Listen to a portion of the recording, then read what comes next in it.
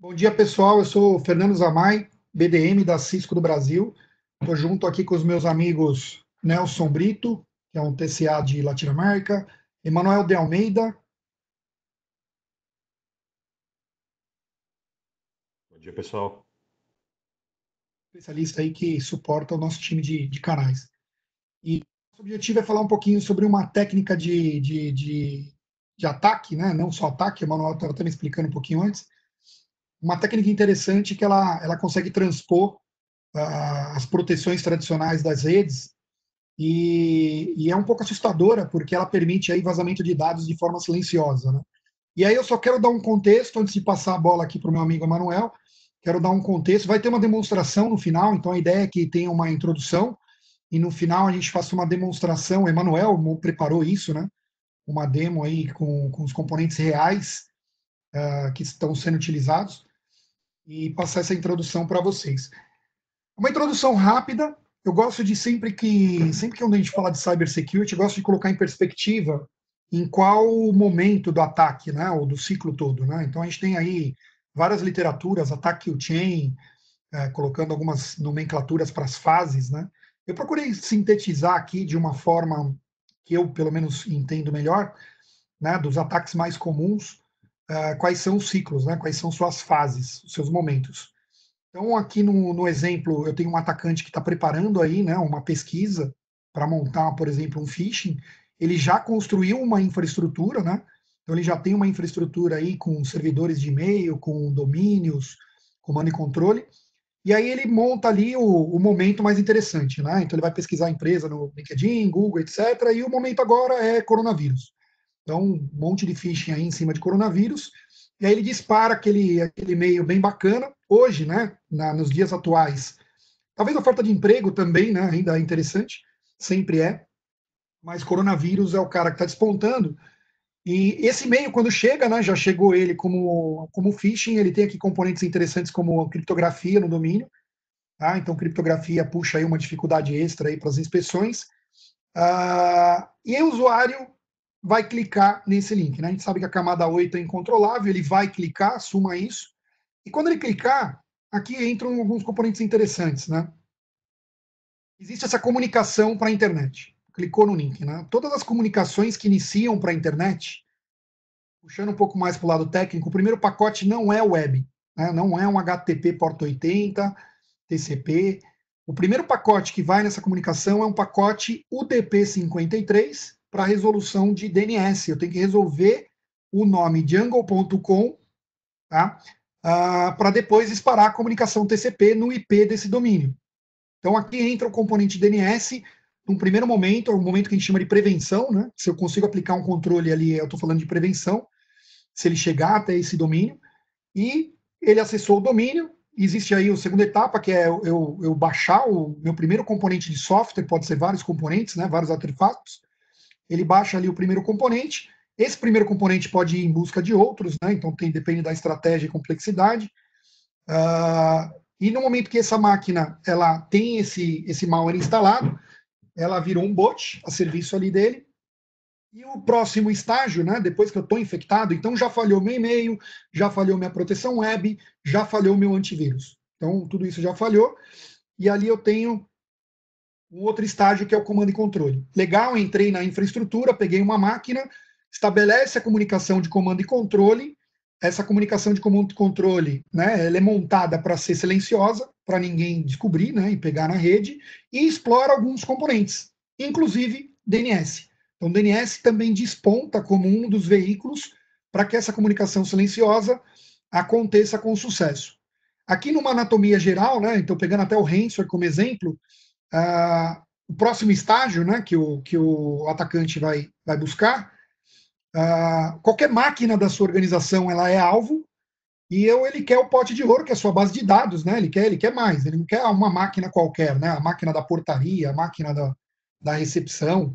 Qualquer ponto de entrada é interessante. Ele quer espalhar, e aí entra ali o conceito do espalhamento horizontal, que puxa aí vários projetos de microsegmentação, que não é alvo desse tema hoje, mas pode ser no futuro, e até ele chegar no objetivo final, que pode ser a base de dados, né, do seu administrador, né? Pegar ali aí entra também o conceito de roubo de senha, etc., senha fraca, multifactor. Então tem todo ali um complexo envolvido. Tá? Quando eu termino ali todas as máquinas dominadas da empresa, eu posso dar vida, né? Como que eu faço dinheiro agora com essas máquinas? Tudo isso acontece silencioso. Como que eu faço dinheiro agora, né? Eu posso fazer dinheiro com um ataque de ransomware. Coloquei aqui a tela do famoso WannaCry, que tem até chatbot ali para criar Bitcoin, etc. Ou, que está na moda também, né, como o ransomware chama atenção no mundo e as empresas derrubam isso, está na moda criptomining, né? Então, botar essas máquinas aí a serviço da mineração de criptomoeda e fazer dinheiro com isso.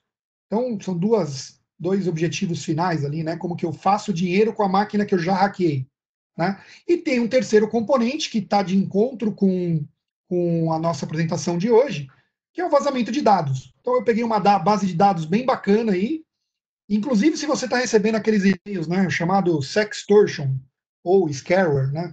Aquele e-mail que o cara manda, olha, eu tô aqui com a sua senha, vi onde você navegou, vi onde você fez. Você está participando aí do resultado final do roubo de uma base de dados de alguém. Tá? Então, alguém perdeu uma base com usuário e senha e tudo, e alguém está fazendo uso com o sextortion. Aqui no finalzinho, ó, aqui que é o ponto interessante. Como é que eu vazo, né? 1.5 tera de dados. E aí eu estou citando a HBO aí, que perdeu Game of Thrones, perdeu aí um monte de conteúdo. Como é que isso vaza pelas corporações sem ser visto? Então, talvez essa reflexão é isso que a gente quer colocar na mesa. O nosso amigo Emanuel vai demonstrar a técnica DNS Tunneling. DNS figura no primeiro momento de prevenção, no segundo de contenção, que é o comando e controle, e no terceiro, que é o vazamento de dados. Então, ele desponta ali como uma técnica que já o classifica como terceiro vetor, né? Nos nossos vetores de ataque, a gente tem e-mail e web disparado, e o DNS agora se torna extremamente relevante monitorar e controlar o que passa por ali. Tá? A gente sabe que as empresas não controlam, é um plano de controle super crítico, que se ele para tudo, e tipicamente a área de segurança tem pouca influência, né? Quem instalou foi o cara de servidor, o cara de redes que mantém, o cara de segurança diz que tem que ter boas práticas. Mas poucas empresas aplicam controle e monitoram hoje. Vem crescendo agora a preocupação em cima disso. Agora eu deixo aqui, encerro esse contexto para respeitar os 10 minutos que eu pedi e passo a bola aqui para o meu amigo Emanuel dar sequência no nosso webinar. Beleza. Obrigado, Zama, pela introdução. Deixa eu compartilhar minha tela com vocês. Um minutinho. Antes de começar, Emanuel, só colocar que a gente está com especialistas no grupo. Fiquem à vontade aí de bombardear de perguntas, dúvidas de qualquer natureza aí de cybersecurity. A gente tem um portfólio vasto e pode aí te ajudar com as dúvidas que vocês tiverem. Então, aproveitem bem aí esse momento com o Q&A. Maravilha. Pessoal, vocês estão conseguindo enxergar minha apresentação? Está aparecendo para Sim, vocês, Zama? Maravilha. sim, tá bom para mim. Bom, pessoal, primeiramente eu gostaria de agradecer a presença de todo mundo, desejar bom dia.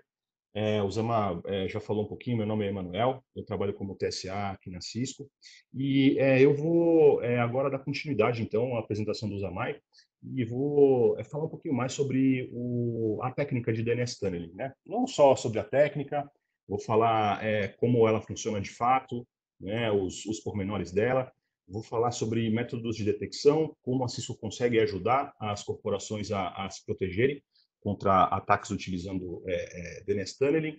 Vou fazer uma demo e, no final, eu vou também responder algumas dúvidas de vocês, passar, na verdade, para uma sessão de Q&A. Fiquem à vontade, como você também comentou, de escreverem as dúvidas durante a minha apresentação. Nós temos aí alguns engenheiros que conseguem ajudar nessa parte e já ir, então, endereçando as dúvidas de vocês. Bom, fala um pouquinho sobre DNS Tunneling. Antes de passar para a técnica propriamente dita, eu preciso somente recapitular alguns conceitos que são relacionados ao protocolo do DNS em si. Tá? Então, é um protocolo já bastante antigo, ele foi especificado no ano de 1987, então aí há mais de 30 anos atrás. Ele utiliza UDP, praticamente 99% dos casos. Existe a utilização de TCP também, porém ela é um pouco limitada, né? A grande parte das consultas que são feitas para resolução de nomes, é para isso que de fato o DNS serve, ela é feita então utilizando o DP, né? Existem aí alguns issues de privacidade em relação a isso, probabilidade de spoofing, até mesmo a utilização, por exemplo, de servidores de DNS em ataques de denial of service, mas esse não é o foco da apresentação hoje. Tá? Só realmente para passar essa introdução relacionada à privacidade para vocês. Além disso, a gente sabe que o DNS ele suporta requisições não criptografadas, né? Então, todo esse trânsito de dados, né, tanto da parte de requisição como de resposta, ele não utiliza criptografia. Antes de passar para o próximo conceito, que seria um conceito muito interessante para falar e que é uma das bases que a gente tem para explicar o ataque, que seria a parte do DNS recursivo e autoritativo, eu queria também expor para vocês alguns exemplos de registros e entradas que existem em uma tabela de DNS.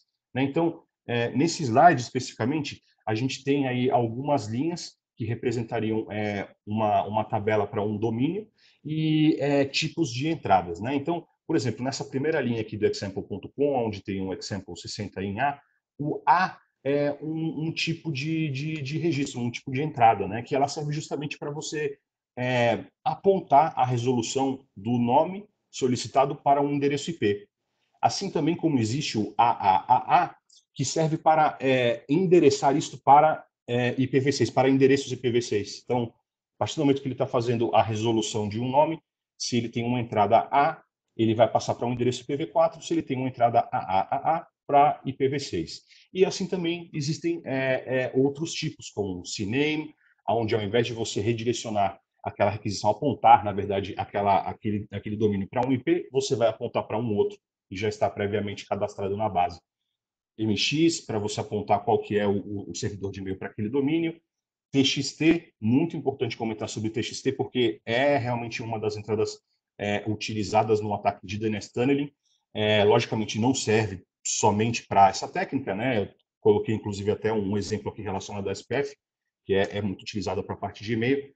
E, por último, também a parte da especificação dos NS. Tá? Essa parte dos NS eu vou falar um pouquinho mais agora nesse próximo slide.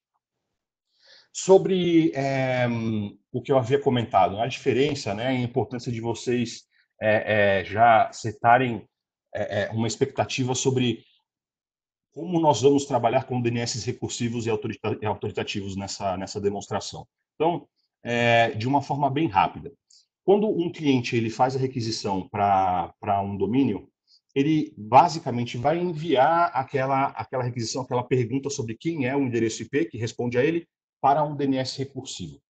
Então, o DNS recursivo ele vai ser, no caso, responsável por te enviar as respostas sobre as perguntas que vocês fizeram relacionadas a um domínio. Tá? E o que seria, nesse caso, um DNS autoritativo? O DNS autoritativo ele é um servidor responsável por manter a tabela daqueles domínios que ele tem autoridade. Né? Então, eu coloquei aqui um exemplo, no caso de um domínio, que é o domain.com, e aqui eu aponto para vocês pelo menos 3 DNS autoritativos, além do root autoritativo. Então, o primeiro DNS autoritativo que ele vai responder, ou que ele, na verdade, ele deveria obter informação, seria o do .com. Né? Como esse domínio ele se chama domain.com, ele primeiro vai fazer, ele deveria, na verdade, fazer uma consulta relacionada ao .com, depois ao domain.com e, se existir, também a consulta no DNS autoritativo do subdomínio, que nesse caso está representado como o exemplo de subdomain.com. Tá? Então, de novo, o servidor DNS recursivo ele é responsável por receber as consultas dos clientes locais e repassar para esses servidores externos, que seriam os servidores autoritativos. Né? E o autoritativo ele é o servidor responsável por manter a tabela relacionada àqueles domínios que têm autoridade e responder às requisições vindas da internet, vindas de outros servidores. Tá? Bom, agora vamos passar, de fato, para os conceitos relacionados ao DNS Tunneling. Então, o que é o DNS Tunneling? O DNS Tunneling ele é uma técnica, muita gente acredita que ele pode ser considerado como um ataque, 100% do tempo, mas não. Existem algumas razões legítimas para a utilização dele. É conhecido que alguns mecanismos de login para Wi-Fi em hotéis e aeroportos se utilizam dessa técnica. Tá? Porém, em grande parte das vezes, na maioria dos momentos, a gente tem isso sim sendo apresentado como um ataque, né? Sendo utilizado como um ataque. O que ele vai fazer? Ele vai se utilizar do protocolo em questão, que seria o DNS, para transferir tráfego não DNS. Tudo isso através da porta 53. Né? E qual é o tipo de tráfego que pode ser enviado? A gente pode enviar desde um tráfego HTTP comum, como tráfego de outros protocolos. Tá? Então, a utilização dele é bem ampla. A gente vai falar um pouco mais sobre isso nos próximos slides, que seria quais seriam os tipos comuns de abuso, né? Por que atacantes usam tanto essa técnica.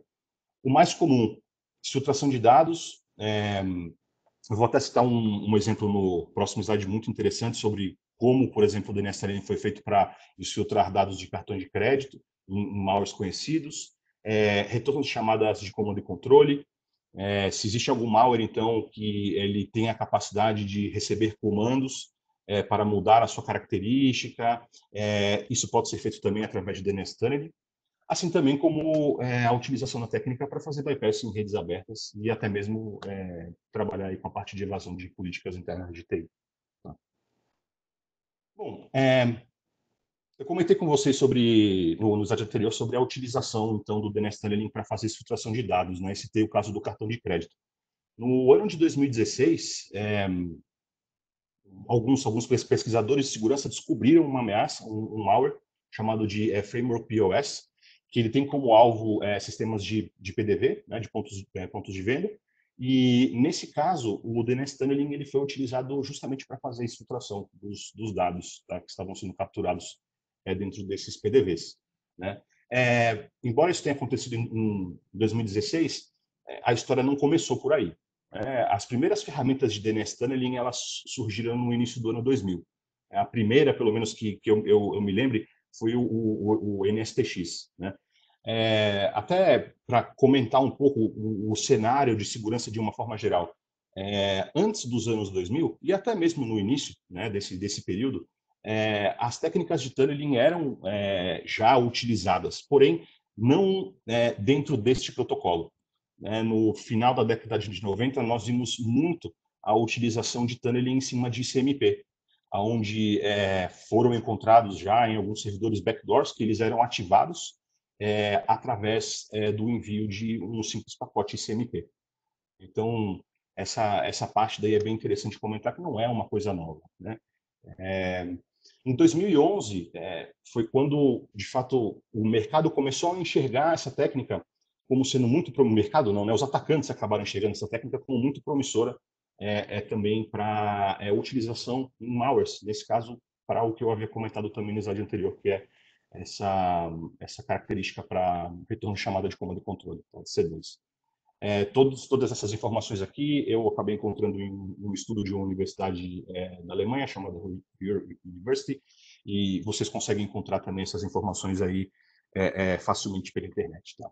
Tanto das ferramentas que foram utilizadas, que são utilizadas, assim também como o histórico de utilização em ataques. Bom, vamos falar um pouquinho mais sobre como ele funciona, né? Agora um aspecto mais técnico ainda, aí, falando um pouco sobre infraestrutura. Né? O porquê que eu coloquei aquele slide inicial falando sobre a diferença de um DNS recursivo e de um DNS autoritativo.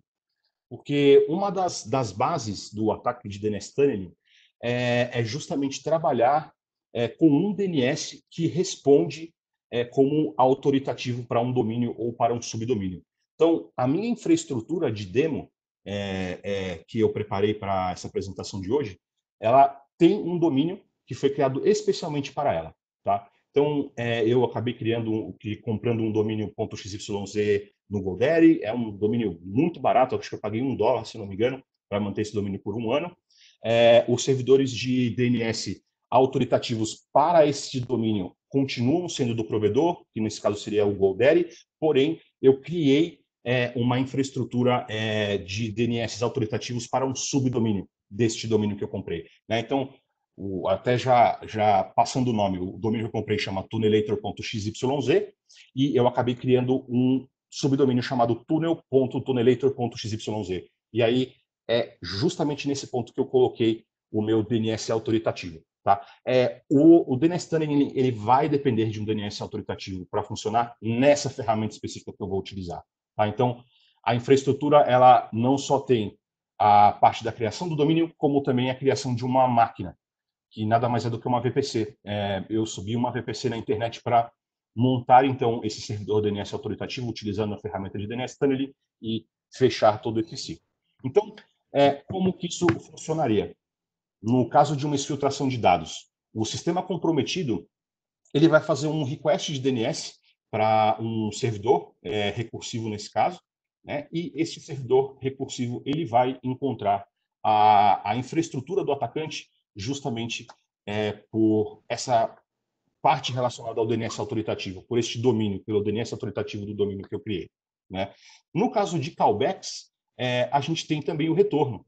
Né? Aqui eu coloquei dois exemplos só, o exemplo de data exfiltration e de callback, mas, logicamente, nós temos também outros cenários aí dentro. No caso de callback, nós esperamos uma resposta também desse servidor. Não adianta só exfiltrar o dado. Eu preciso receber o novo comando. Oi. Desculpa te interromper, só para validar aqui o entendimento. Então, o atacante ele constrói uma infraestrutura na internet, e ele registra um domínio e sobe um servidor. Isso, exatamente, exatamente. Isso vai ficar até mais claro quando eu passar para a parte de demo, quando eu mostrar para vocês o servidor que eu criei, a configuração desse meu DNS autoritativo, que nada mais é do que o próprio servidor do DNS Tunneling, da ferramenta que eu utilizei, que foi o Iodine, e vai ficar um pouco mais claro durante a demonstração. Tá? Mas realmente essa parte é interessante vocês já terem, no caso, um conceito preparado agora. É necessário sim ter uma infraestrutura, é necessário ter um domínio e um DNS autoritativo que responde a ele. Tá? Beleza. E como que funciona essa parte, né? Eu falei sobre, principalmente no início, falando sobre data exfiltration, o envio de requisições ao DNS autoritativo através de um recursivo, mas essas requisições elas não são requisições normais, né? São requisições muito longas, são requisições mais longas do que o normal. E é interessante comentar isso porque esse é um dos mecanismos de identificação também. Né? Eu vou explorar um pouco mais esses mecanismos nos próximos slides, não agora. Mas é interessante vocês entenderem que essas requisições elas não aparentam serem requisições normais, são requisições longas, estranhas, truncadas, etc. Né? Bom, ainda sobre esse envio codificado de dados. Então, aqui eu tenho um exemplo de uma requisição longa enviada, que seria, na verdade, né, feita aí por um cliente de DNS Tunneling. O que vai acontecer depois disso, do ponto de vista do servidor que está recebendo essa informação, né, o servidor do DNS Tunneling, ainda falando sobre a parte do ataque? Ele vai remover o que a gente chama de RLD, ou ele vai, nesse caso, ele vai remover o que seria o domínio, né, representado aqui nesse slide pelo evil.com, ele vai fazer uma divisão do que sobrou, né? Uma divisão desse label ou desses labels, tirando o que seria útil e o que seria inútil. Então, a gente sabe que o www ali, que está em todas as requisições, ele, ele não é de fato utilizado para a interpretação, para a montagem dos dados, né? Então, ele vai dividir justamente para colocar aí o que seria útil e o que seria inútil, né, dentro dessa requisição. Depois disso, ele ainda vai fazer um dedupe em cima desses dados e extrair exatamente o que ele precisa interpretar. Né? Então, lembrem-se, sempre uma requisição feita para um DNS recursivo de um domínio, né? Ou, na verdade, de um hostname aí extremamente longo, e a partir disso ele vai começar a picotar essa requisição para enxergar e montar o dado que ele precisa. Tá? Depois disso, a gente tem os dados de resposta. De novo, os dados de resposta eles variam de acordo com a utilização do ataque. Né? Se for para uma estruturação de dados, isso não é necessário. Se for para um callback, isso sim é necessário. Na utilização de um proxy, se você quiser subir, por exemplo, um proxy web para utilizar, para se evadir, por exemplo, de uma política de segurança, uma política interna de TI, ele vai ter uma resposta diferente também. Tá? Essa resposta, como disse, então, ela varia um pouco de acordo com a característica do ataque, né? A utilização da técnica na característica do ataque. Bom, vamos falar um pouquinho agora sobre a parte de métodos de detecção, né? Como que a Cisco ela consegue ajudar os clientes finais a se protegerem contra técnicas e ataques desse tipo. O primeiro ponto a comentar, nós trabalhamos com diversos métodos de detecção. Então, além do que seria um básico relacionado à assinatura, a gente consegue trabalhar com o reconhecimento do tipo de consulta, vai muito de encontro com aquilo que eu comentei no início da apresentação sobre as entradas em TXT, em AAA, MX, etc. Existem alguns tipos que são mais utilizados para DNS tunneling, tipos comuns e incomuns. Nós conseguimos fazer a detecção da codificação, né, uma parte daquilo que eu mostrei relacionado ao dedupe, e trabalhar também com outros mecanismos heurísticos, e todos eles em tempo real. Tá? Manu, deixa eu Oi. só fazer um conceito, né? Você vai falar da proteção agora, mas o entendimento, né? Então, assim, as empresas têm proxy, tem firewall, tem vários componentes aí no fluxo para a internet. Essa requisição DNS, ela faz um bypass, então, né? Por que que ela faz um bypass? Ela não é encaminhada para o proxy, né? Eu faço uma query DNS pelo lado da árvore de DNS. A árvore DNS normalmente tem um permit, né? Ela tem um permit internet, porque separa o DNS para a sua comunicação. E normalmente ela não é aplicada a mesma inspeção que você tem de um fluxo web, não se aplica no DNS, né? É importante você ter falado sobre isso, Zama.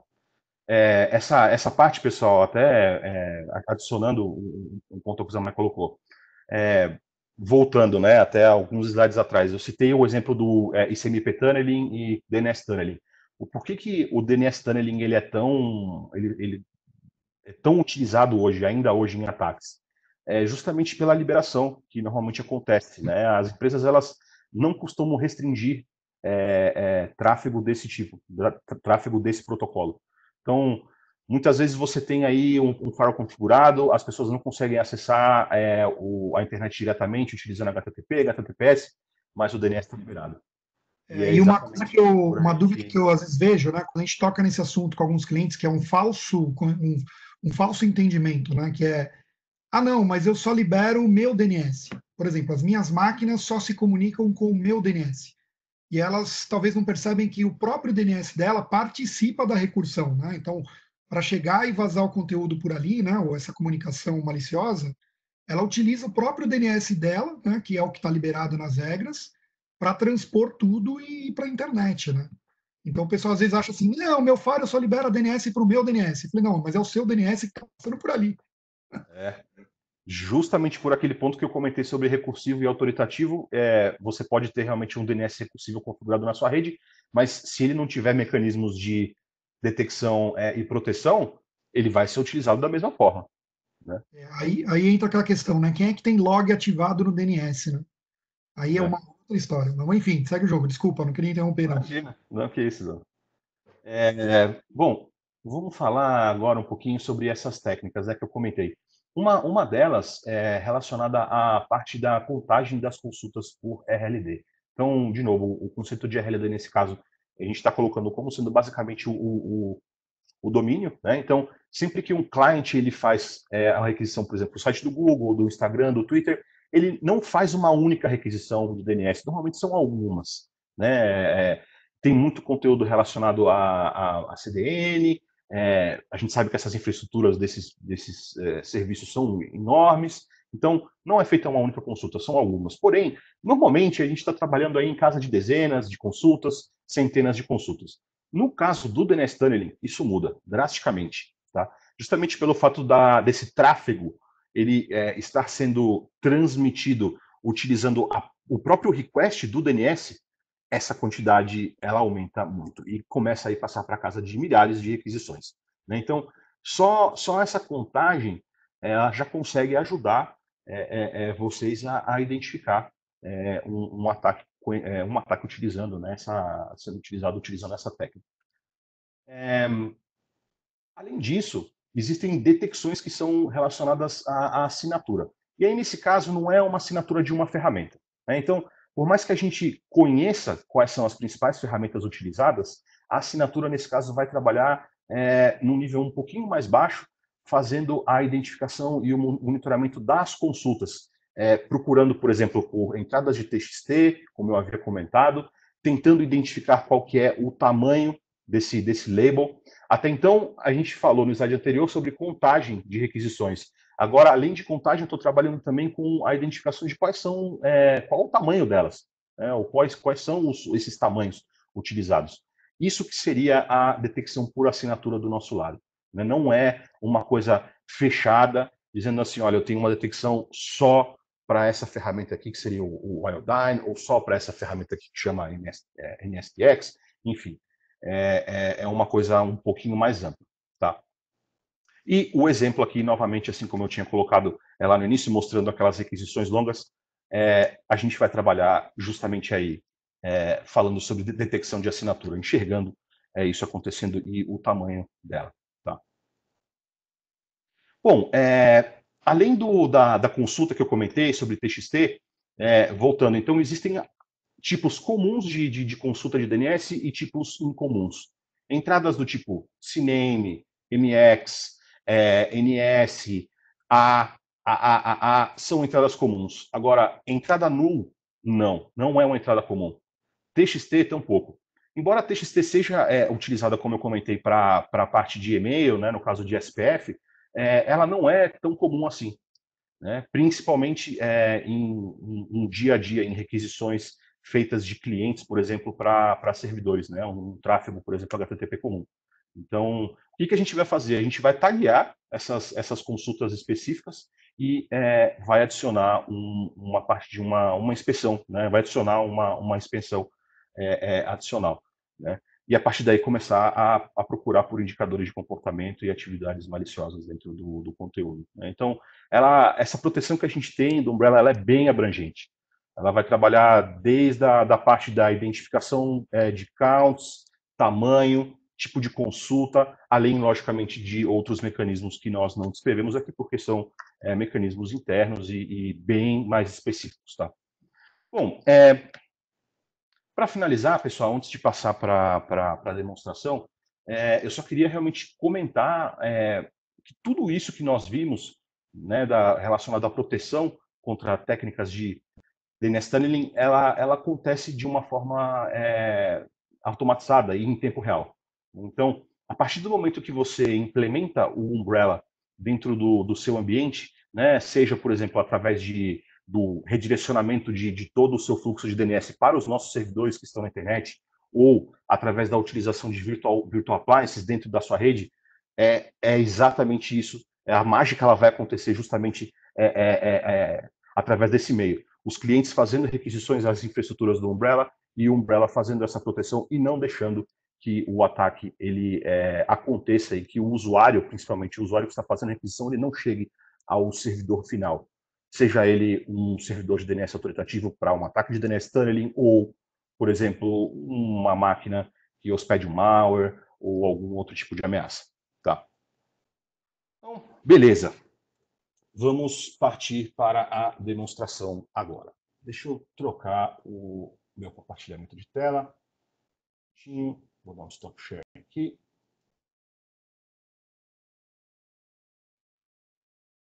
Vou começar a compartilhar uma máquina virtual que eu tenho aqui no meu ambiente.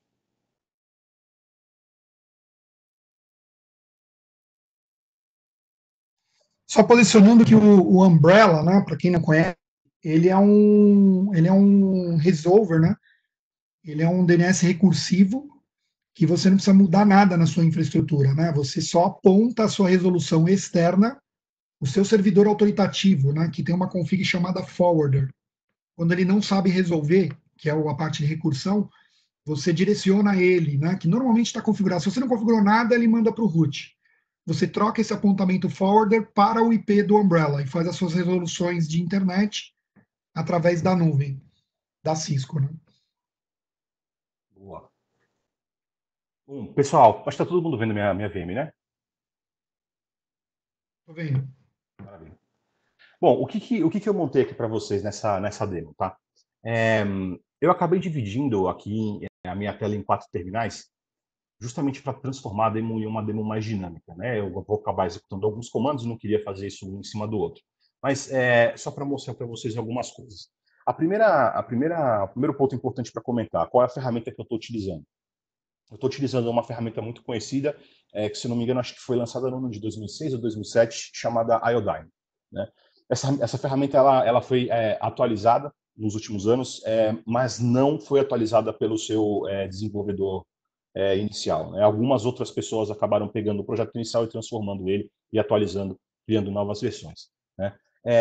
O Iodine, nesse caso, como que eu montei ele? Eu acabei criando um servidor dentro de um VPC, que é essa máquina que está marcada em vermelho aqui, tá? É uma máquina, então, virtual que está na nuvem. Ela já está com o servidor do Iodine rodando, e eu tenho aqui, inclusive, a configuração relacionada ao domínio que eu criei, né? Então, o domínio que eu criei lá no site do GoDaddy foi esse aqui, tunelator.xyz, e eu acabei criando o DNS autoritativo, não para o domínio, mas sim para um subdomínio, e nesse caso o subdomínio é tunelator.xyz, tá? Além disso, o que eu tenho aqui? Esse terminal logo abaixo, eu vou startar daqui a pouquinho um cliente do Iodine, né? Então o servidor ele já está rodando, já está na minha máquina virtual, e esse cliente está localmente nessa máquina que eu estou mostrando. Perdão, até o que eu havia comentado. O servidor ele está numa VPC e não numa VM, e o cliente sim está em uma VM, tá? Além disso, o que eu vou precisar para demonstrar esse ataque? Oi? Servidor. Em cima à esquerda é o servidor que está no VPC da Amazon. Exatamente. E abaixo à esquerda é o cliente que estaria dentro da empresa mandando dados para esse servidor. Exatamente. Exatamente. Iodine Client. Eu não vou startar ele ainda, tá? Só para mostrar para vocês. Aqui nessa tela do lado direito, no canto inferior direito, eu tenho um comando de SSH para startar. Tá? Por que eu coloquei esse comando de SSH? E até comentar como que eu vou testar esse tunelamento. O servidor de SSH, o parâmetro de "-d" maiúsculo, ele vai fazer com que ele funcione como um servidor SOCKS, né? Então, ao invés de eu startar um SSH para executar comandos remotamente ou para fazer uma manutenção remota na máquina, essa opção do "-d" maiúsculo ele vai startar um serviço, né? Vai colocar, na verdade, um serviço nessa porta que seria a porta 8080, e o serviço ele é um serviço de SOCKS, né? O "-n" maiúsculo, ele nada mais é do que um parâmetro que é utilizado em casos de encaminhamento de portas ou em casos, por exemplo, de criação de servidor SOCKS. Ele não vai permitir com que aconteça a execução de um comando remoto do SSH. Ele simplesmente vai ficar parado e escutando, né? E a partir daí o fluxo via SOCKS vai acontecer, né? Através, no caso, do browser. E aqui nessa tela de cima, a única coisa que eu preparei para vocês é a configuração do DNS dessa minha máquina virtual, né? Então, o arquivo /etc/resolve.conf no Linux é utilizado para armazenar as configurações dos servidores de DNS. Então, se você recebe, por exemplo, isso via DHCP, ele vai setar essa informação aí, né? Ou até mesmo manualmente, se você setou o seu IP manualmente, você precisa de um DNS, você vai precisar editar esse arquivo e colocar ele aí dentro. Os servidores de DNS que eu tenho configurados aqui são os do Google, por enquanto. Seria o 8.8.8.8 e o secundário que seria o 8.8.4.4. Tá? Beleza. Expliquei para vocês esse setup. O que eu preciso mostrar agora é a diferença que eu tenho desses dois navegadores aqui da minha máquina. Tá? Então, eu tenho aqui um Firefox e tenho um Chrome. Primeira coisa, Firefox. Esse Firefox ele está configurado com uma opção de Manual Proxy, setando um SOCKS host. E o SOCKS host é justamente aquela informação que eu coloquei no cliente de SSH. Tá? Então está aqui o 127.0.0.1, que seria o localhost, e a porta que eu defini lá, que é a porta 8080. Tá? Então está setado aqui manualmente. Se eu clicar em Cancel e tentar acessar esses dois sites que estão aqui, eu não vou conseguir. Tá? Então, Manuel, peraí que eu estou ficando velhinho e já não acompanho. Então, o proxy do cliente, né, o navegador do cliente está apontando que o proxy é um localhost, isso vai cair no seu software client do Iodine, que vai transformar aquilo em requisição DNS. Exatamente. Então, ó, você navegue na internet dando bypass na inteira. Exatamente. Então, olha só, até da onde que eu tirei aquela informação do 127.0.0.1. Foi daqui, ó.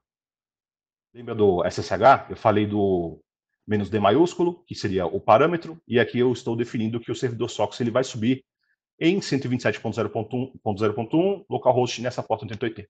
Tá? A comunicação, né, o SSH, na verdade, ele não é direcionado para localhost, ele é direcionado para cá. Ó.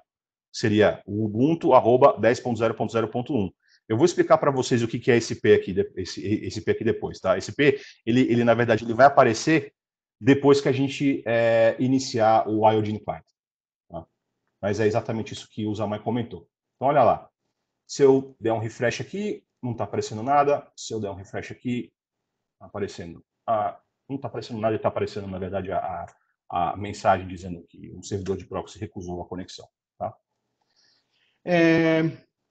Aqui nesse outro browser, que seria o Chrome, eu coloquei os mesmos dois sites. Tá? Então, o site da CNN, que no caso seria um site mobile, e esse site daqui, que é o HTTP-bin. Deixa eu dar um refresh aqui. Eu tenho, então, o endereço IP dessa máquina virtual. Se eu der um refresh aqui no site da CNN, eu tenho aqui, então, também as notícias do dia. Tá? Por que eu utilizei o site da CNN em formato mobile e não o tradicional? É interessante comentar isso porque, embora o DNS Tunneling ele seja utilizado para exfiltração de dados e você consiga exfiltrar uma grande quantidade de dados, a comunicação ela não acontece de uma forma tão rápida. Os dados, na verdade, não são trafegados de uma forma tão rápida. É um pouco lento, né? Porém, a possibilidade de você exfiltrar grandes volumes ela acontece por tudo isso se passar de forma silenciosa, né? Então, não faz muita diferença se você vai transferir, por exemplo, os dados em 5 segundos ou em 5 minutos ou em 10 minutos. Eles vão ser transferidos. Ninguém vai conseguir identificar se você não tiver um sistema de proteção para tal. Né? Mas foi exatamente esse o motivo pelo qual eu coloquei esse site mobile aqui. Para não, por exemplo, começar a transferir imagens e coisas que não são tão úteis assim. Tá? Mas, como eu comentei, esse browser aqui, que seria o Chrome, ele não tem proxy. Estou fazendo um acesso direto. Eu só copiei e colei os dois sites que estão no Firefox. Tá?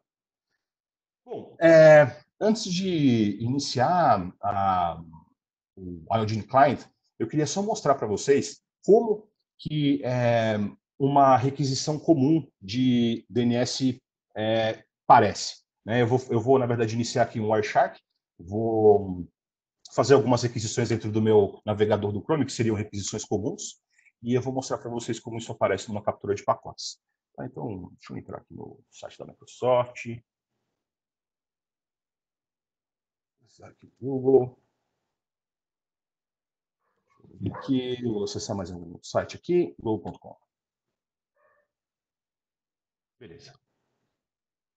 Já foi o suficiente, deixa eu ver.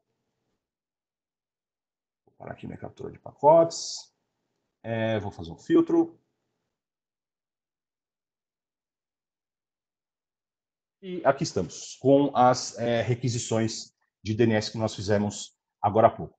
Tá? Então, olha lá, o site que eu acessei do Google, né? Quando eu coloquei lá o www.google.com no meu navegador, ele enviou uma requisição para o servidor, que seria o 8.8.8.8, aquele servidor de DNS que eu havia mostrado para vocês no resolve.conf, e ela é uma requisição normal. Se eu clicar aqui, por exemplo, em query, eu vejo essa informação aqui, ó, www.google.com. Deixa eu expandir aqui, está mais fácil. Olha aqui a entrada que eu comentei do INA, né, que ele está como type A, google.com. A resposta, ela é bem parecida, mas nesse caso ela tem uma opção a mais dizendo qual é o endereço IP e está respondendo para aquele site. Né? Então, aparece, bem simples de enxergar esse tipo de informação dentro de um analisador de pacotes, um Wireshark da vida. Não tem nada de anormal aqui, não parece, pelo menos, ter nada de anormal aqui. Né? Então, vamos lá. Eu vou minimizar agora o meu Wireshark. Vou fechar essas janelas que eu abri aqui. Tudo. E vamos iniciar o nosso cliente do Iodine. Então, eu vou, antes disso, só fazer uma coisa. Eu vou colocar um tail aqui no log, no meu Varsus log, justamente para mostrar essa conexão acontecendo. Tá? Então, vou disparar aqui. IODine Agora está Client. subindo o túnel de DNS, né? Então o proxy DNS no client agora está ativo. O navegador lá, o Firefox, vai conectar nesse Iodine Client e ele vai pegar tudo que o navegador do Firefox fizer e transformar em DNS Query e mandar para o server que está na esquerda em cima. Isso. A única coisa que eu vou precisar fazer, além disso que eu já fiz agora, né, seria realmente startar o SOX Proxy para que ele, para que o browser, na verdade, consiga acessar os sites através dele. Né? Mas antes de iniciar, eu só queria mostrar outras coisas aqui. Olha só, primeiro ponto, ele mandou as requisições de DNS para o servidor do Google. Tá? Ele fez isso por quê? Porque eu tenho essa configuração setada aqui no meu resolve.com. Outra informação importante, server tunnel IP 10.0.0.1. Esse é um endereço IP que eu vou acessar aqui no meu SSH. Né? Ou seja, a partir do momento que eu estabeleci o túnel de DNS, eu adquiri um IP do meu lado, que seria o IP 10.0.0.2, e eu enxerguei qual é o IP do meu servidor, né? No caso do meu servidor do Iodine, que é o 10.0.0.1. Quando eu executar esse comando do SSH, ele vai me perguntar uma senha.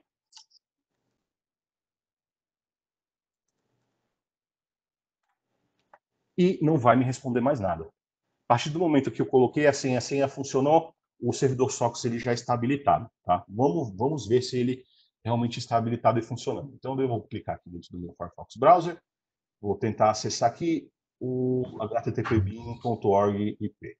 Vamos ver o que vai acontecer. Olha lá, já funcionou. Tá?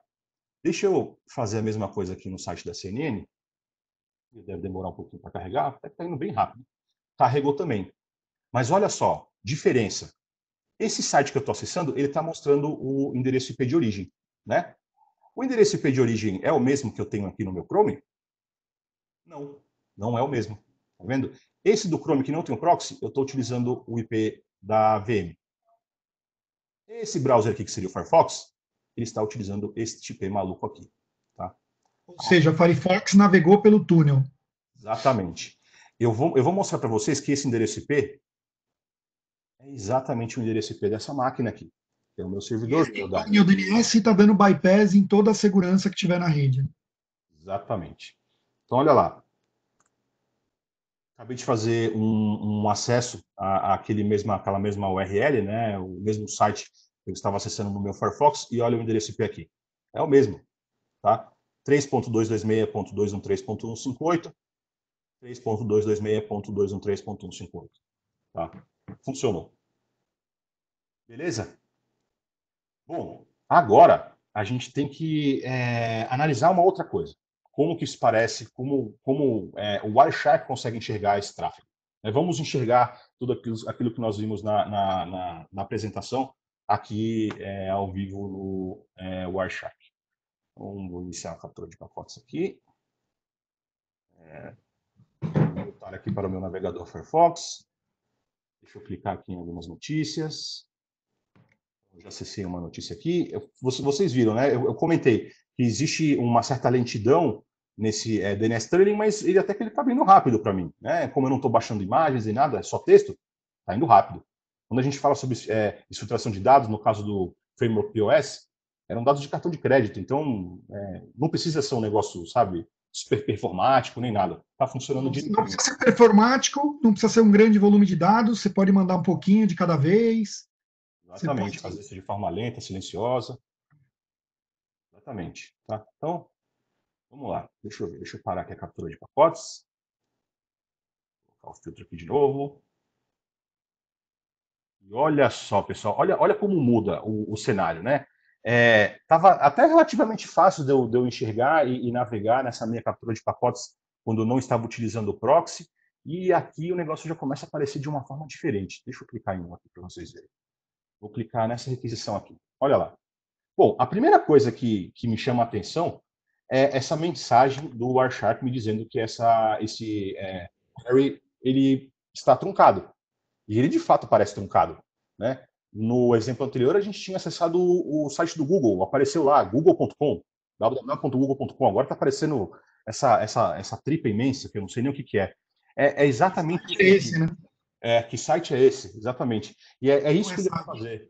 Exato. Não é site. São dados que estão sendo trafegados por aí. Né? E ele vai trabalhar naquela parte da execução de dedupe, que eu havia comentado. Então, aqui seria um exemplo de uma requisição e aqui é o exemplo de uma resposta. Então, nesse caso, perdão. Nesse caso está sendo feito dessa forma, está parecendo um pouquinho mais bonito, mas olha o domínio, túnel.tuneleta.xyz, type null. Nesse caso, pode ser realmente uma das requisições que foram feitas que não precisava de uma resposta. Vamos ver se a gente tem uma outra aqui interessante para mostrar. Essa resposta aqui é legal. Ó. Carry response, a gente tem aqui a resposta truncada também. Da mesma, muito, muito parecida ou exatamente igual o query que foi feito anteriormente. Então, tudo truncado. Né? É exatamente assim que as coisas funcionam. Ele vai começar a interpretar todos esses dados aí e vai começar a trabalhar com eles. Tá? Bom, beleza. Acho que essa parte acho que já deu para entender direitinho como que funciona. Deixa eu agora mostrar para vocês o Umbrella. Né? Vamos montar este mesmo cenário, só que utilizando um DNS diferente. Agora não vamos mais utilizar o Google, vamos utilizar o DNS do Umbrella. Deixa eu parar aqui as minhas duas janelas que estão abaixo. Parei o servidor SOX, parei o Iodine Client. Eu vou preparar a execução dos próximos comandos, mas não vou executá-los ainda. Deixa eu limpar essa janela também. Fazer o tail aqui no meu syslog. E vamos alterar o servidor de DNS da minha máquina. Olha lá, eu já tenho aqui um arquivo chamado /etc/resolve.umbrella e eu vou simplesmente redirecionar o conteúdo dele para o /etc/resolve.conf. Tá? Então, vou dar um clear aqui e mostrar para vocês o conteúdo agora do /etc/resolve.conf. O que a gente tem aqui? A gente tem os dois servidores do Umbrella, né? O 208.67.222.222, que seria o primário, e o secundário seria o final .220.220, tá? Eles já estão setados na máquina, a partir do momento que eu fiz a alteração do arquivo de configuração, isso já começa a valer. O servidor está aqui startado, e eu tenho aqui o meu client pronto para ser iniciado também. Cliquei em Enter aqui e, opa, apareceu uma mensagem diferente do que tinha aparecido antes, né? Bom, é exatamente isso que a gente estava esperando. A primeira coisa para comentar, ele recebeu um refused como resposta. Né? Não só um, como alguns.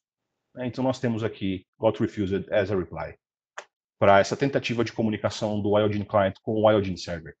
O servidor do Iodine, que está aqui em cima, vocês podem ver, eu até coloquei vários enters aqui, ele não recebeu nenhuma requisição. Tá? Essa requisição aqui, que no caso seria marcado no servidor como 2h46, foi a requisição que a gente fez às 11h46 aqui. Está diferente só por conta do time zone. Tá? Então não conseguiu se comunicar. Eu vou mesmo assim tentar subir o meu servidor SOX. Tá? É lógico que isso não vai ser possível, por quê? Porque o SSH ele está sendo direcionado ao IP que é fornecido pelo túnel, que seria o 10.0.0.1. O meu, né, foi fornecido anteriormente como final 2, mas o 10.0.0.1 é o IP do servidor do Iodine, já dentro desse túnel. Né? Vou tentar aqui, Enter, e ele não vai me perguntar a senha. Né?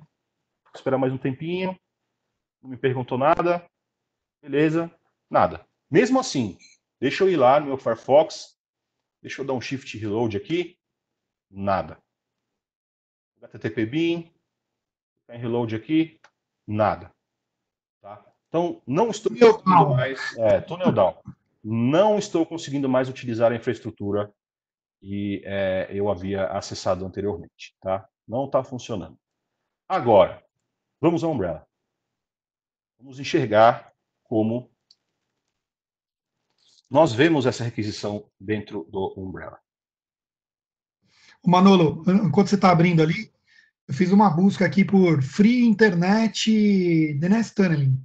Tem um monte de serviço já criado para navegação de graça na internet. Né?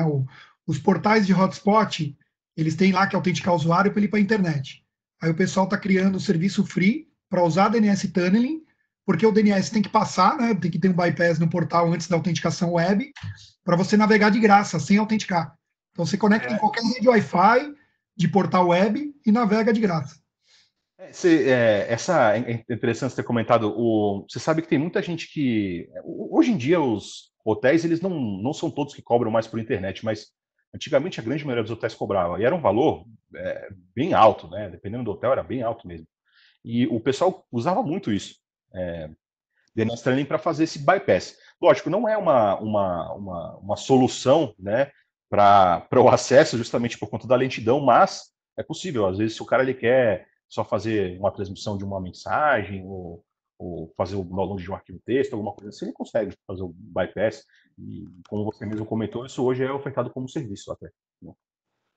Então, beleza, eu já estou aqui na minha tela do Umbrella. Eu tenho aqui dentro do meu dashboard as informações de Secret Blocks. Eu vou clicar aqui em View Activity. Esperar um pouquinho a tela carregar.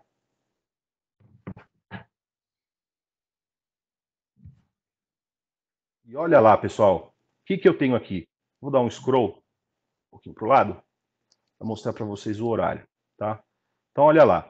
11h53, exatamente 4 minutos atrás, foi quando eu executei o último teste já na infraestrutura do Umbrella. Ele fez o bloqueio. Ele colocou a categoria, que seria DNS Tunneling VPN.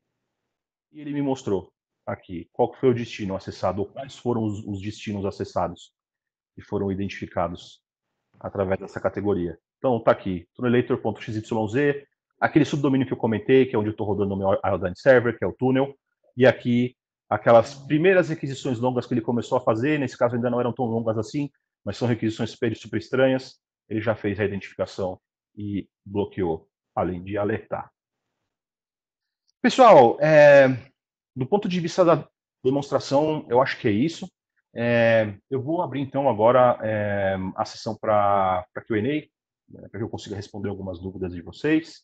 Mas era exatamente isso que eu tinha para mostrar. Tá? Então, repassando, eu primeiro fiz o acesso utilizando o Iodine Client Server, subi um servidor de SOCKS, acessei a internet utilizando o meu browser dentro desse túnel, né, fazendo toda a transmissão de dados dentro desse túnel, utilizando o SOCKS Proxy.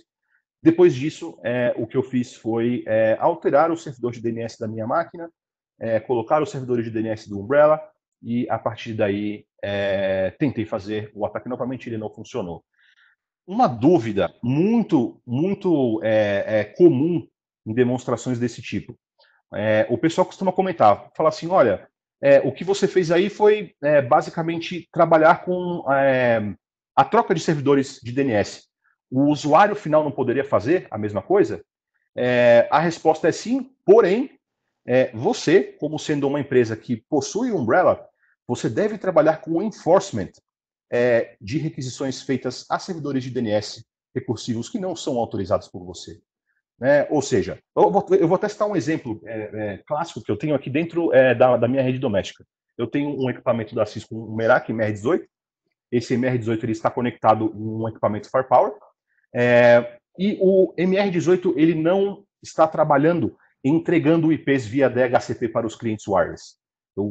Na verdade, eu coloquei ele em modo bridge e é o meu Firepower que vai prover tanto informações de endereço IP como de DNS para os clientes. Mesmo assim, mesmo o Meraki não sendo o DHCP, existe uma opção dentro dele que serve justamente para você fazer o enforcement de requisições DNS. Se você setar isso dentro do equipamento, dentro do Meraki, por mais que você sete manualmente o seu servidor de DNS lá no resolve.conf ou dentro das configurações do Windows, ele não vai deixar com que você acesse aquele servidor. Ele vai redirecionar o tráfego para aquele servidor 8.8.8.8, por exemplo, para os servidores do Umbrella. E é exatamente isso que você deve fazer dentro da sua rede também, através de regras de firewall, ou em casos, por exemplo, de usuários remotos, né, que isso é um ponto muito interessante. O Umbrella Roaming Client, o Umbrella, na verdade, ele tem o que a gente chama de Roaming Client, e ele tem também um outro cliente que seria o AnyConnect Roaming Security. Né? Esses dois clientes eles vão trabalhar com o enforcement da mesma forma. Né? Por mais que você tente setar manualmente o DNS da máquina, ele não vai deixar com que você faça o acesso direto a eles. Ele vai redirecionar todo aquele fluxo para o Umbrella. Tá? Acho que com isso a gente já pode partir aí para o Q&A. Ô, Manolo, enquanto você dá uma olhada no Q&A lá, deixa eu puxar aqui, tem umas perguntas lá que eu vou deixar você responder. Eu vou puxar para fazer a conclusão. Eu abri lá com aquele ciclo todo, né? Deixa eu voltar nele lá, como que eu enxergo essa situação, né? E vamos ver aqui, ó. Tem algumas perguntas lá que são interessantes. Como que a gente se posiciona aqui, né? Então, eu mostrei um ciclo onde tem lá o início da prevenção, o início da comando e controle, né? A Cisco, onde que ela está posicionada, né? Então, o perímetro com os NG Firewall, não é o foco aqui, o Sandbox, né, integrado às soluções. O Sandbox também se integra ao Umbrella para prover feeds de domínios que acabaram de ser analisados. A CASB, que é a solução nuvem para proteger Office 365, o Google Suite, etc. Aqui entra o Umbrella, né? O Umbrella está aqui. Então, o Umbrella ele vai figurar o seguinte, né? A sua empresa está mandando requisição DNS para alguém. Se você não sabe para quem você manda a requisição DNS externa, é bom saber, né? Pode ser o root, mas é bom saber. Se você manda para o Google, você está usando só serviço de resolução com SLA melhor, né? Se você mandar para o Umbrella, você tem serviço de resolução com segurança, classificação e segurança. E o tema aqui é assim: o Umbrella vai fazer milhares e milhares de blocos no momento de prevenção. Evitei que você foi para o site malicioso. Beleza, isso aí vai acontecer milhares de vezes, né, durante o dia. Está prevenindo, é a missão dele. Se aparecer um log de comando e controle no Umbrella, significa o seguinte: você já está infectado, já falhou um monte de coisa, e a sua máquina tem uma coisa ruim lá dentro, que está tentando comunicar para o próximo estágio. Se tiver um bloco desse que o Emanuel mostrou, DNS tunneling, meu amigo, você está infectado e o cara já está vazando dados. Tipo, é muito mais crítico. Então, eu até alerto os meus clientes, né? Que já usufruem Umbrella. Logs de comando e controle, contenção e DNS tunneling ou cryptomining, né? Tipo, que são 3 logs ali que demonstram o seguinte: já estou infectado. Incident response. Tem que ter um time de resposta que ir atrás da máquina, tem que instalar um EDR, que aí a gente sugere o endpoint para colocar por cima, e tem que entender por que falhou. Por que falhou meu e-mail? Por que falhou meu proxy, meu firewall? Por que falhou meu antivírus? Então, fazer essa reflexão e os determinados ajustes, né? Então, é cíclico isso. Eu tenho que fazer isso constante. E um outro ponto, o Emanuel citou o Umbrella, né? O Umbrella ele tem microassinaturas nos resolvers para identificar, por exemplo, o IOD, né? E fazer um bloqueio em tempo real. Ele tem machine learning para descobrir sites que acabaram de ser criados, né? Você vai fazer um teste na sua empresa, você vai subir um IOD e vai contratar um site novo. Ele tem um machine learning que vai detectar ali em tempo de 10 minutos. Existem outras ferramentas no portfólio da Cisco que vão colaborar com isso também, tá? Vou dar uma aceleradinha aqui, ó, mas é a parte de analytics. O que é o analytics? Eu tenho uma análise de NetFlow, né, ou de fluxos, né, o coletor de fluxos. Eu estou mandando todo o meu aquele Wireshark que o Emanuel mostrou, eu estou mandando para o StealthWatch. E o StealthWatch está me destacando um alerta assim: olha, tem uma máquina de um tal de Zamai aqui, que ele está com 1 GB de DNS e 200K de web. Só com essa informação na mão, qualquer técnico vai dizer, cara, isso é estranho. Isso não é normal. Tá? É o inverso que é o normal. Então, vou mostrar ali que tem uma caixinha de ferramenta aí tem várias ferramentas aí na sua disposição para identificar esse tipo de problema. Tá?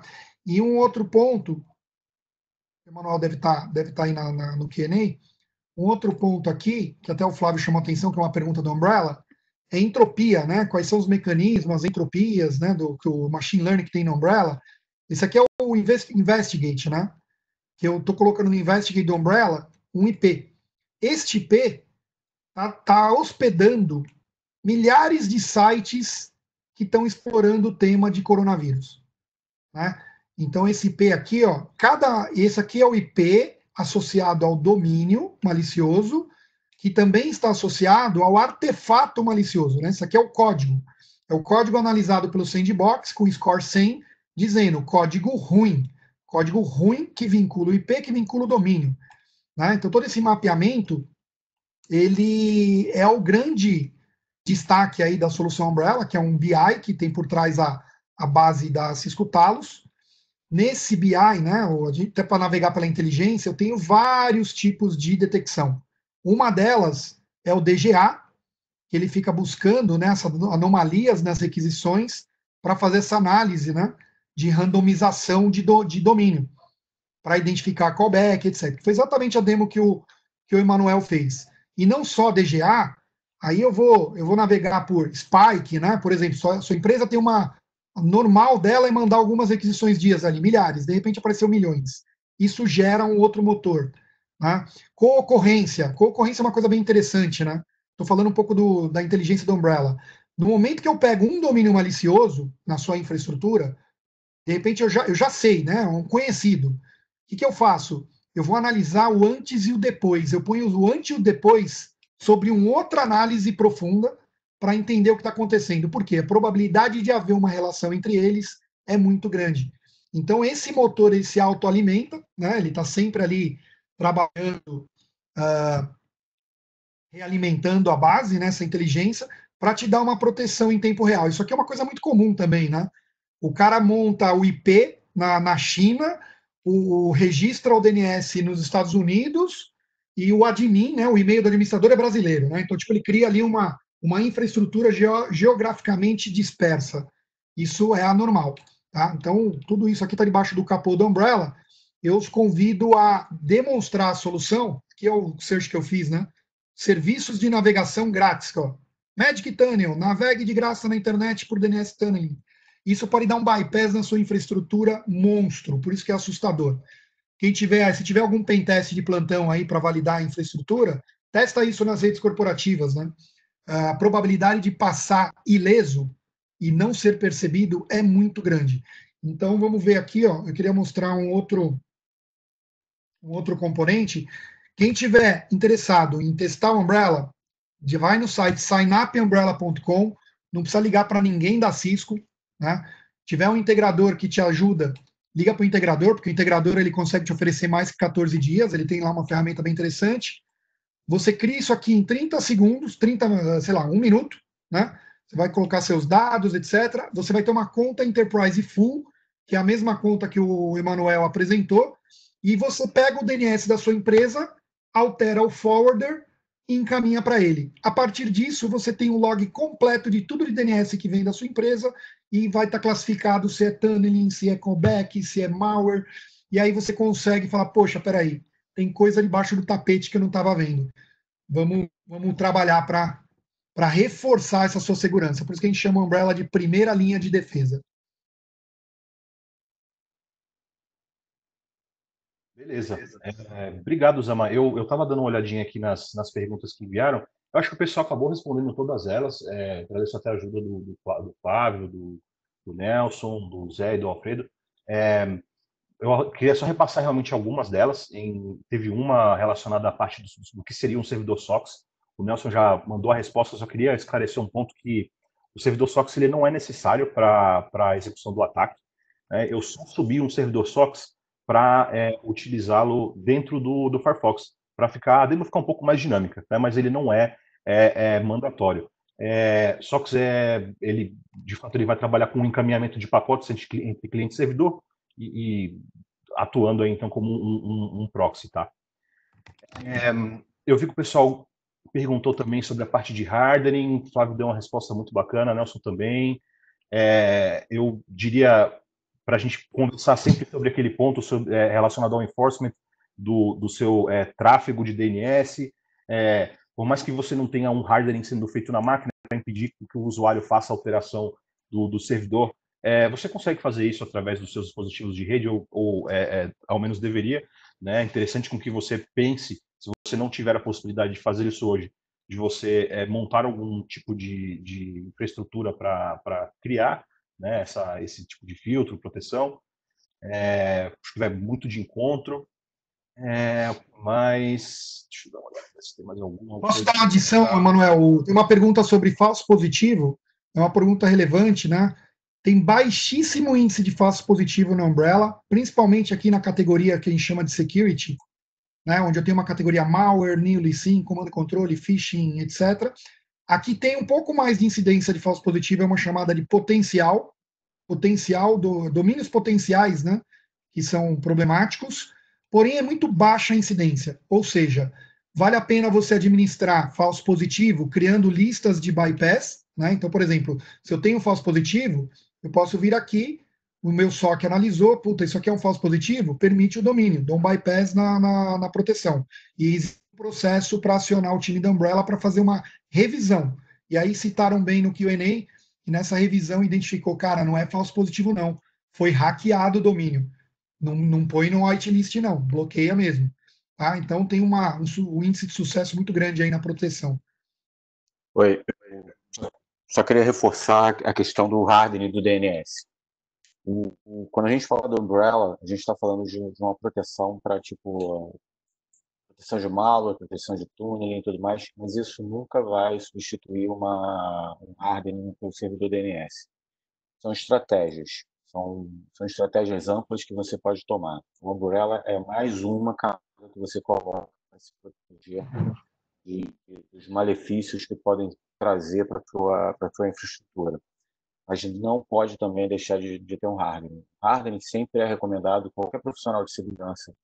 Quando a gente vai falar de DNS, a gente sempre fala do hardening, como, por exemplo, impedir recursividade de qualquer servidor. E isso pode ser utilizado para um ataque de access. Então, hardening é sempre também uma boa opção, tá? Excelente. Legal, pessoal. Até nós ter comentado sobre isso, eu acabei fazendo uma interpretação errada da pergunta. Eu achei que o hardening, você estivesse falando sobre o hardening na estação, mas do DNS. Obrigado, Nelson, pela ajuda aí. Gente, quero agradecer aí a participação. Opa, desculpa. Deixa eu falar. Quero agradecer aí a participação aí de todos, todas as perguntas. Acho que, puta, cara, foi bem bacana. Emanuel, obrigado. Eu vi a demonstração ali, achei fantástico. E não vou sugerir, né, para a gente colocar isso nas redes corporativas aí para teste, mas a gente está prevendo aí de colocar um post, né, um blog disso aí, dar continuidade nesse material que a gente gerou aqui no webinar e colocar ali até instruções, né, de como prosseguir. E quero agradecer aí o Nelson, o Alfredo, o Flávio, o Zé Ricardo, que também está no chat aqui com a gente. E deixem suas sugestões, né, de próximos webinars. A gente está muito interessado agora em fazer uma série de técnicas de ataque. Então, pegar, como o Emanuel fez ali, ó, dissecar, né, o conteúdo técnico e apertar os parafusos corretos ali, que como o Nelson citou, né, estratégia de segurança é um todo, né? Não existe uma bala de prata, né? Eu tenho que ir várias barreiras que eu tenho que ir calibrando, reforçando, e uma visão Cisco é, quanto mais essas barreiras trabalharem em conjunto, numa arquitetura que responda automaticamente, mais eficiente é a sua postura de segurança. Então, leia-se próximo webinar, Cisco Threat Response, com o Emanuel, já deixo aí o convite. E só agradecer a participação de todos e por ter aguentado aí 14 minutos a mais do prometido. Bom, obrigado, pessoal. Obrigado, pessoal. Obrigado Obrigado, pela Roto. oportunidade. Obrigado, time. Obrigado.